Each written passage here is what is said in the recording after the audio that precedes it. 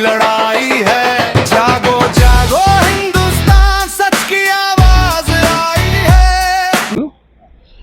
ये जो दिख रहा है आपको पूरी जगह, ये गरीब नगर है। यहाँ पे जो मस्जिद थी हमारी 3,500 स्क्वायर फीट की मस्जिद है, जो पेपर वर्क पे रजिस्टर्ड है, हर पेपर मौजूद है। जब ये लोग डेमोलिशन के लिए बस्ती के लिए आए तो उस वक्त बोला गया था कि मस्जिद का डेमोलिशन नहीं होएगा, मस्जिद का डेमोलिशन नहीं होगा, बस्ती का ऑर्डर हुआ है। बस्ती में भी कोर्ट ने इलीगल घरों को हटाने की मांग की थी कि जो इलीगल का मतलब होता है जिसके पास डॉक्यूमेंटेशन वगैरह नहीं है।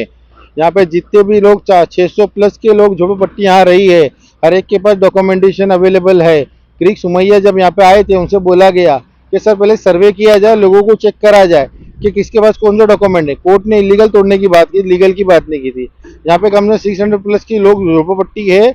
गरीब नगर बहुत बड़ा झोपड़पट्टी थी सन 1990 में, जब आधा डेमोलिशन हुआ, आधा तोड़ के जब टर्मिनस रोड बनाया गया था, आधे से ज्यादा गरीब नगर बचा हुआ था। बिना सर्वे लोगों ने जो भी है कोर्ट में जो भी फाइल गई थी, 600 प्लस की फाइल गई थी। 140 कैसा हुआ ये किसी भी बस्ती वाले को नहीं मालूम पड़ा है। हमने सोसाइटी वाले से बात किया कि 140 कैसा हुए, तो उनके पास इस बात का कोई जवाब नहीं था कि 140 किस बुनियाद पे हुए। और जो 10 दिन पहले हमको अनेक्चर दिया गया यहाँ पे लाके कि इतने लोग पास है, उसके अलावा सब तोड़ा जाएगा, और वो अनेक्चर के बारे में बस्ती को किसी को भी नहीं मालूम था कि ऐसा कुछ होने वाला है यहाँ पे बोल के। 10 दिन पहले हमको अपडेट दिया गया कि यहाँ पे 100 रूम पास है, 140 पास है, उसके अलावा सब इलीगल है। सभी के पास प्रूफ है। सोसाइटी की जब बात करने के लिए तो सोसाइटी का कोई बंदा आगे आगे बात करने के लिए रेडी नहीं था। अब हम किसके पास जाए, कहाँ जाए, कोई हमारी सुनवाई के हो नहीं रही है। सभी लोग यहाँ पे लाचार होके पड़े हुए, कोई मजबूरन कहाँ पड़ा हुआ, कोई मजबूरन कहाँ पड़ा हुआ। सर के पर बारिश है। 100 लोगों को जिसकी कोर्ट ने बात की थी, 100 घर को आप देख सकते हो हमारा है, घरों के अंदर से मट्टी भर दिया है कि हम जाके वहाँ पे रह भी नहीं सकते। लाइट पानी हमारा सब कुछ काट दिया। जो हमारे जो गटर थे, कोर्ट ने हमको डिस्टर्ब भी करने से मना किया था। हमारा जो गटर वगैरह तक यहाँ पे बंद कर दिया गया है। यहाँ पे कोई रास्ता हमको जाने के लिए नहीं है। यहाँ पे 2 सोसाइटी, एक तो वेलफेयर वाली सोसाइटी, एक रहीवासी सोसाइटी थी। अब दोनों ने अपने हाथ ऊपर खड़े गए, दोनों भी ने भी कोर्ट में गए थे, और जो कोर्ट कचहरी का मामला चल रहा था, बस्ती वाले के बारे में भनक भी नहीं थी कि क्या मसला यहाँ चल रहा है बोल के। एक बार खाली सोसाइटी को रेलवे का नोटिस आया था तो बोला गया था कि भाई ये नोटिस है, उसका जवाब देना है, अपने लूम पात्र करना है। उसके बाद से सोसाइटी ने किसी से कोई राब्ता नहीं किया, ना 140 वाले की बात की, ना किसी और से बात नहीं की। ये जितने बेकसूरों के घर तोड़े गए हैं, इसमें सोसाइटी भी उतनी जिम्मेदार है जितने रेलवे। हम दोनों को उसको शुरुआत चलाते, ना सोसाइटी का कोई आदमी उठ के सामने आ रहा है। रेलवे वाले को बोले बोले तुम्हारे सोसाइटी वाले से बात करो, सोसाइटी वाला कुछ सामने उठ के नहीं आ रहा है। किसने डॉक्यूमेंट जमा किया, क्या हुआ, किसी को कुछ मालूम नहीं है। तो आपकी मांग क्या, आपका क्या बोलना? हमारी मांग ये है कि भाई जितने भी 100 घर टूटे हैं उनको जल्द से जल्द पहले शिफ्टिंग दी जाए, यहाँ पे अच्छे से व्यवस्था की उनको दी जाए। और दूसरा, जो लोगों के घर बिना डॉक्यूमेंटेशन के बोल के तोड़ा गया है, उन सबके फाइल जमा करके वेरीफाई किया जाए। मस्जिद के कभी का डॉक्यूमेंट?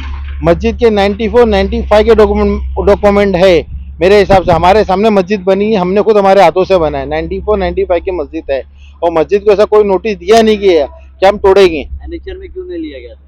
एनेक्चर में, हाँ एनेक्चर में इसलिए लेने गया था कि रेलवे ने 35 फुट का दावा किया था। रेलवे ने हम जब छोटे थे, हमारे जब बचपन में हम देख रेलवे आता था, एक बार मस्जिद की गैलरी बाहर थी, रेलवे ने बोला 35 फुट के अंदर लो मस्जिद, रेलवे के प्रेशर में मस्जिद नहीं होती है।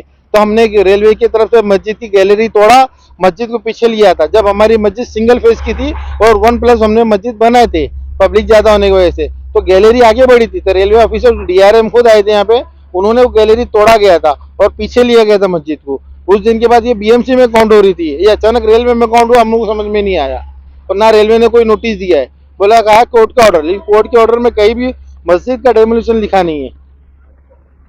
तो ये सरासर गलत हुआ, ये साजिश है किसी की? ये एक साजिश है, या साजिश भी बोल सकते हैं, या तो गरीबों के ऊपर अत्याचार भी बोल सकते हैं। बड़े बड़े लोग हैं, हम किसको खुल के नहीं बोल सकते कि क्या साजिश, कौन क्या कर रहे हैं यहाँ पे। अच्छा, आपको घर कब तक देने का वादा हुआ? घर तो ऐसा कुछ बोला नहीं जा रहा है, खाली बोला जब सर्वे करने के लिए यहाँ पे जब हम बैठे थे घर में, हमको मालूम नहीं था क्या। आरपीएफ वाले कुछ आए, आईडब्ल्यू के कुछ ऑफिसर्स आए थे, वो हमसे हमारा डॉक्यूमेंट मांगे और एक लिस्ट लाए, और हमने उनसे पूछा कि ये टूटने वाला है क्या 35 फुट में, तो उन्होंने बोला आपका नहीं टूटेगा, आपको 3 से 4 साल दिया जाएगा यहाँ पे रहने के लिए, पीछे वाला टूटेगा। तो हमने बोले पीछे वाला क्यों टूटेगा, बोले कोर्ट का ऑर्डर है। कोर्ट का ऑर्डर का कोई लिस्ट होनी चाहिए, कितने झोपड़े तोड़ेंगे, इतना नहीं तोड़ेंगे, उसका कुछ नहीं। बोले उस कोर्ट के ऑर्डर में इलीगल लिखा गया है, इलीगल में तो पूरी बस्ती नहीं आती। पूरी गवर्नमेंट के जीआर के हिसाब से वो पात्र है। गवर्नमेंट के जीआर के हिसाब से यहाँ पे कम से कम 600 प्लस झोपड़े पास है। अच्छा, अगर सही से सर्वे होता तो आज 98% लोगों को घर मिल सकता था। तो एनेक्चर तो बन चुका है ना, पहले एनेक्चर में सबका नाम है। अनेक्चर में जो यहाँ प्रेजेंट किया गया वो अनेक्चर बारे में पूरे बस्ती में किसी को खबर नहीं थी। 100 घरों को भी 100 घर में मेरा भी नाम है, मुझे भी खबर नहीं थी कि अनेक्चर ये बना हुआ है। अच्छा, गलत तरीके से लिया ये गया, गलत तरीके से अनेक्चर बना है और ये। मस्जिद छोड़ दिया गया। हाँ, और से अचानक आके डेमोलिशन किया गया। इसमें कुछ भी ये नहीं था कि ऐसा होने वाला बोल के कुछ खबर नहीं दी गई थी, और ना सोसाइटी की तरफ से कोई अपडेट आ रहा था। सोसाइटी ने कहा था हमने केस विड्रॉ कर लिया है, कुछ भी होने वाला नहीं है। और कुछ मसले उन लोग के चल रहे थे, उन्होंने अपडेट किसी को दिया नहीं पूरे बस्ती के अंदर।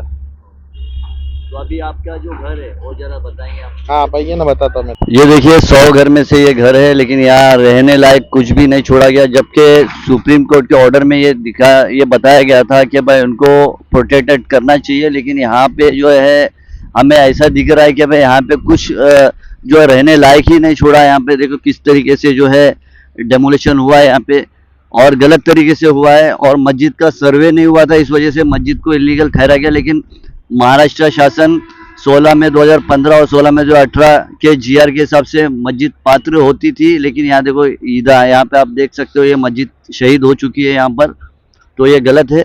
और ऑफिसर को जीआर के हिसाब से डॉक्यूमेंट चेक करना था, लेकिन डॉक्यूमेंट नहीं चेक किया गया, और जो सुप्रीम कोर्ट का ऑर्डर है उसके ऊपर डेमोलिशन किया गया। और supreme court legal structure demolition करने बोला, लेकिन इनलीगल स्ट्रक्चर में कैटेगरी नहीं आती, क्योंकि इनके पास डॉक्यूमेंटेशन है 16 में 2015 के जीआर के हिसाब से, 2000 से पहले के बहुत सारे डॉक्यूमेंटेशन है, तो इसके हिसाब से वो नॉन एलिजिबल नहीं होते, एलिजिबल होते, फिर भी ये गलत तरीके से तोड़े गए। आप देख सकते हैं किस तरीके से ये मस्जिद शहीद हो गई।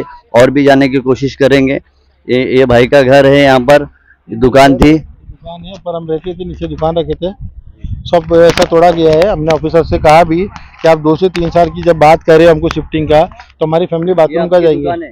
ये मेरी दुकान नीचे रखे थे हम, पर हमारा घर था, और ये बाजू वाले का है। ऐसा दुकानें नीचे हमारा रोजी रोटी चलती थी, साथ में हमारा रोजी रोटी भी बंद हुआ, और हमारा घर भी तोड़ा गया। और अभी हमारा परिवार, देखो मेरा सामान वहाँ पड़ा हुआ है रोड पे, उधर दिख रहा है, उधर पूरा कबाड़ उबड़ लास्ट में सब मैंने रखा हुआ सामान है मेरा। ऑफिसर ने बोला आज साफ करवाता हूँ सुबह से, मुझे खाली रफ्तार अभी तक सफाई भी नहीं किया कि अपना सामान उठा के मैं यहाँ रख सकूँ।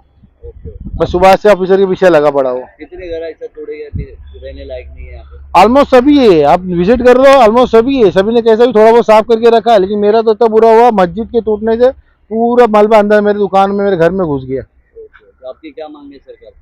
सरकार से मेरी यही मांग है, सरकार जो भी है, जितने भी सारे लोग हैं, जो भी पेपर आपके पास जमा हो रहे हैं, आप सही तरीके से वेरिफिकेशन करो, और हर इंसान को उसका घर दिया जाए। 100 लोगों को हमको तो मिल गया, लेकिन हमारे पे हमको जो मिला है वो रहने लायक भी नहीं बचा है। हमको जो भी है या तो जल्दी शिफ्टिंग दी जाए, या तो हमको जो यहाँ पे रहवासी फिर से रहने के लायक हमारा घर बनाया जाए। लाइट, पानी है, गटर है, हमको सब बना के दिए। अगर नहीं कर सकते तो हमको कम से पहले 100 लोगों को शिफ्टिंग तो दो, जो कोर्ट की तरफ से ऑर्डर हुआ है।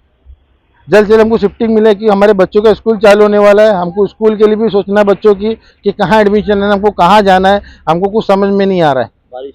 बारिश पानी का भी जो भी है मामले सब करीब आ गए हैं। आज रात में ही कुछ 3-4 बेटा बरसात गिरी है, लोग परेशान हो गए, हमारा पूरा सामान बिक चुका है। ऑलमोस्ट मेरा कितना सामान तो डैमेज हुआ कि पहले आरपीएफ ने बोला कि हम नहीं तोड़े, तुम्हारा घर 100 के अंदर आता है, और अचानक वो बुलडोजर लाके आधे घंटे के अंदर हमको सामान खाली करने बोले, जिसमें हमारा कबाड़, सोफे, कितना जो हमारा सामान था सब खराब हो गया, हर चीज उसमें। डॉक्यूमेंट भी था, डॉक्यूमेंट मिल ही नहीं रहा हमारा, कहाँ गया।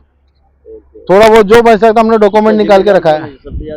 सबसे ज्यादा जिम्मेदार रेलवे है इस चीज का। हम तो एक ही बार है, क्योंकि तुमको अगर नोटिस था तो तुमको अगर 100 घर को भी हाथ लगाना था, तो तुमको काम था कि हमको टाइम दिया जाए, बोला जाए सामान खाली करने के। आधा घंटे हमको दिया गया सामान हटाने के लिए, और सबसे ज्यादा जिम्मेदार हमारी सोसाइटी है, जिसने आज तक पूरी बस्ती को अंधेरे में रखा। अगर सोसाइटी हमारी ईमानदार होती तो आज कोई बाहर वाला हमारे पे उंगली नहीं उठा सकता था। अभी कोई भी सोसाइटी कहीं से भी हमको सपोर्ट नहीं कर रही है, सोसाइटी कहीं से सामने नहीं आ रही है। बट हम सरकार से ये विनती करते हैं कि जब सोसाइटी नहीं आ रही तो आप हमारी सोसाइटी बनो, हमारे जो भी पेपर आपके पास जमा आ रहे हैं उसको वेरिफिकेशन करके हमें पात्र किया जाए, और जल्द से जल्द हम सभी को घर दिया जाए। जितने भी जो पात्र है उनको भी मिले, और जिसके डॉक्यूमेंट है, जिसके बिना सर्वे किया गया है, घर तोड़ा गया है, उनके भी वेरीफाई करके उनको भी घर दिया जाए। हमारी ये रिक्वेस्ट है सरकार से।